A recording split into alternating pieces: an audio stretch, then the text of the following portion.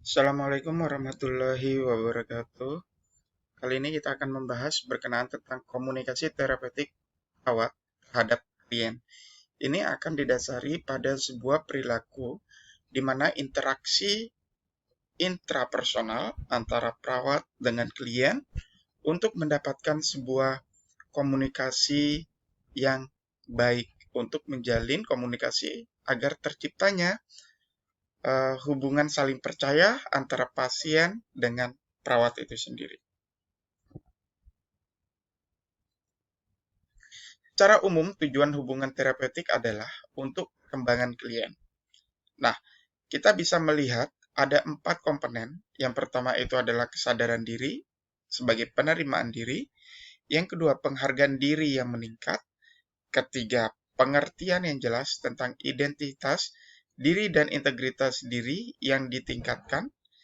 Keempat, kemampuan untuk membina hubungan intim interdependen, pribadi dengan kecakapan menerima dan memberi kasih sayang, meningkatkan fungsi dan kemampuan untuk memenuhi kebutuhan dan mencapai tujuan pribadi yang realistis.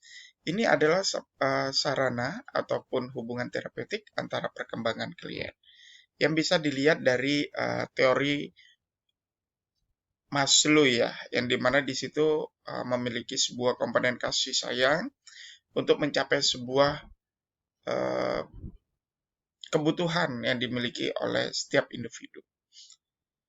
Sehingga penting bagi perawat untuk mengidentifikasi kemampuan klien dan mengoptimalkan kemampuan melakukan hubungan sosial dan keluarga. Komunikasi akan menjadi baik dan perilaku maladaptif akan berubah jika klien dalam berhubungan mencoba pola perilaku dan coping yang baru secara konstruktif. Status klien dalam hubungan terapeutik perawat klien sudah berubah dari dependen menjadi interdependen. Perawat merupakan proses profesi yang menolong manusia untuk beradaptasi secara positif terhadap stres yang dialami. Pertolongan yang diberikan harus bersikap terapeutik. Instrumen utama yang dipakai adalah diri perawat itu sendiri. Jadi, analisa diri sendiri merupakan dasar utama untuk memberikan asuhan keperawatan yang berkualitas. Fokus analisa diri yang penting adalah kesadaran diri, klarifikasi nilai, eksplorasi perasaan, kemampuan menjadi model, dan tanggung jawab. Khususnya dalam berhubungan dengan klien anak. Perawat juga perlu mengkaji pengalaman masa kanak-kanaknya karena dapat mempengaruhi interaksi. Dengan mengetahui sifat diri sendiri, diharapkan perawat dapat memakai dirinya secara terapeutik untuk menolong klien tanpa merusak integritas diri. Perawat perlu terbuka dan sadar terhadap perasaannya dan mengontrolnya agar ia dapat menggunakan dirinya secara terapeutik. Jika perawat terbuka pada perasaannya, maka ia mendapatkan 2 informasi penting, yaitu bagaimana responnya terhadap klien dan bagaimana penampilannya terhadap klien itu sendiri. Hubungan terapeutik antar perawat klien adalah hubungan kerjasama yang ditandai dengan tukar-menukarnya perilaku, perasaan, pikiran, dan pengalaman dalam membina hubungan intim yang terapeutik. Dalam proses membina hubungan sesuai dengan tingkat perkembangan klien, dengan mendorong perkembangan klien dalam menyadari dan mengidentifikasi masalah dan membantu pemecahan masalah. Proses berhubungan perawat klien dapat dibagi menjadi 4 fase, yaitu fase pra-interaksi, fase perkenalan dan orientasi, fase kerja, dan fase terminasi. Setiap fase ditandai dengan serangkaian tugas yang perlu dilaksanakan. Interaksi perlu dilakukan sebagai tugas hubungan terapeutik antara perawat dan klien. Yang pertama, eksplorasi perasaan, fantasi, dan ketakutan sendiri. Kedua, analisa kekuatan dan kelemahan profesional. Ketiga, dapatkan data tentang klien jika mungkin. Keempat, rencanakan pertemuan pertama. Ini adalah fase di mana fase pra-interaksi. Kemudian fase orientasi. Yang pertama, tentukan alasan klien minta pertolongan. Kedua, bina rasa percaya, penerimaan dan komunikasi terbuka. Tiga, rumuskan kontak pertama. Keempat, eksplorasi pikiran, perasaan, dan perilaku klien. Kelima, identifikasi masalah klien. 6. Rumuskan tujuan dengan klien. Selanjutnya, fase kerja. Tugas yang pertama, eksplorasi stresor yang tepat. 2. Dorong perkembangan kesadaran diri klien dan pemakaian mekanisme coping yang konstruktif. Ketiga, atasi penolakan perilaku adaptif. Yang terakhir adalah fase terminasi. Tugas pertama, ciptakan realitas perpisahan. Kedua, bicarakan proses terapi dan pencapaian tujuan. Ketiga, saling mengeksplorasi perasaan penolakan dan kehilangan, sedih, marah, dan perilaku klien itu sendiri.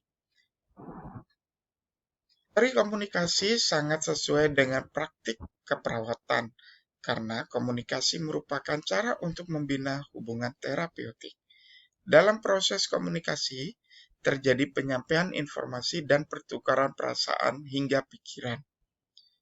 Komunikasi adalah mempengaruhi perilaku orang lain. Itu adalah bagian yang paling penting di dalam kita melakukan sebuah komunikasi.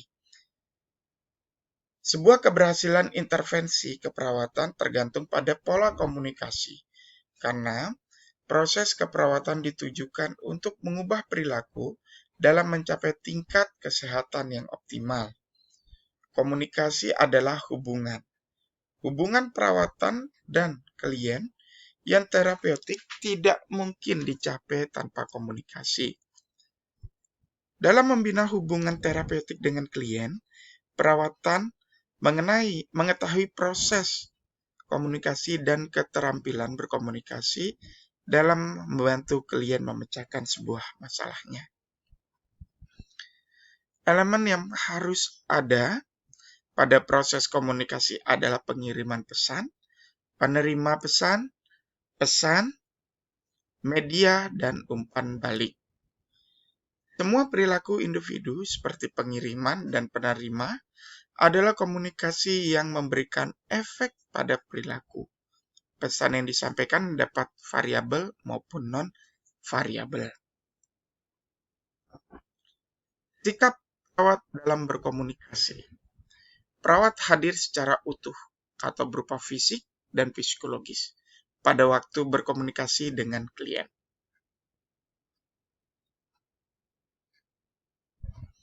Perawat tidak cukup hanya mengetahui teknik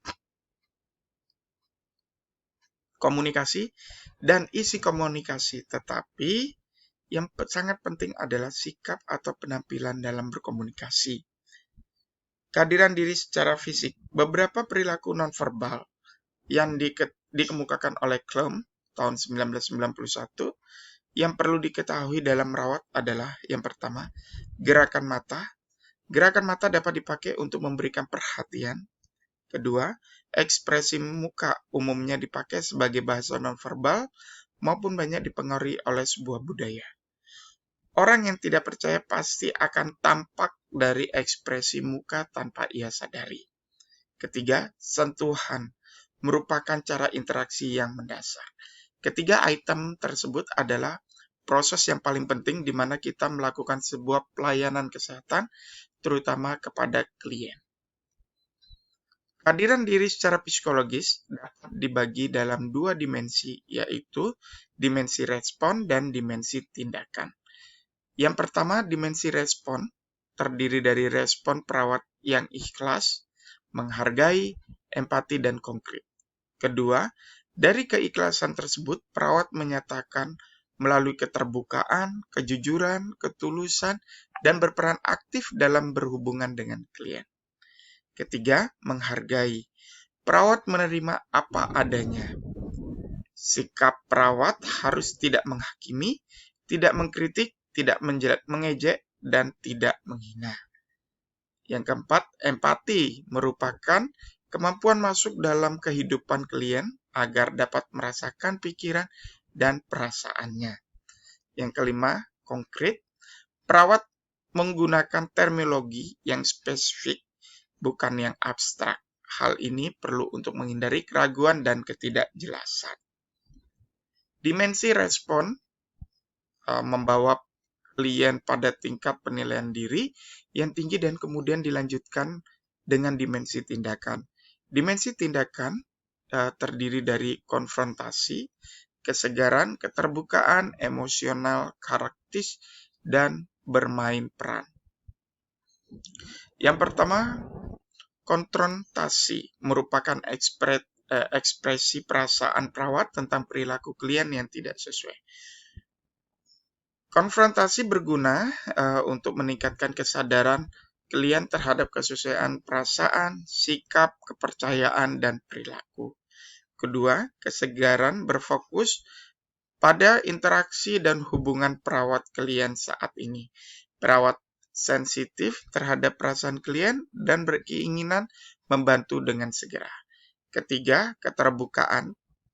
Perawat harus terbuka memberikan informasi tentang dirinya, ideal diri perasaan, sikap, dan nilai yang dianutnya. Perawat membuka diri tentang pengalaman yang berguna untuk terapi klien. Keempat, emosional karakteristik. Terjadi jika klien diminta bicara tentang hal yang sangat mengganggu dirinya. Ketakutan, perasaan, dan pengalaman dibuka dan menjadi topik diskusi antara perawat dengan klien.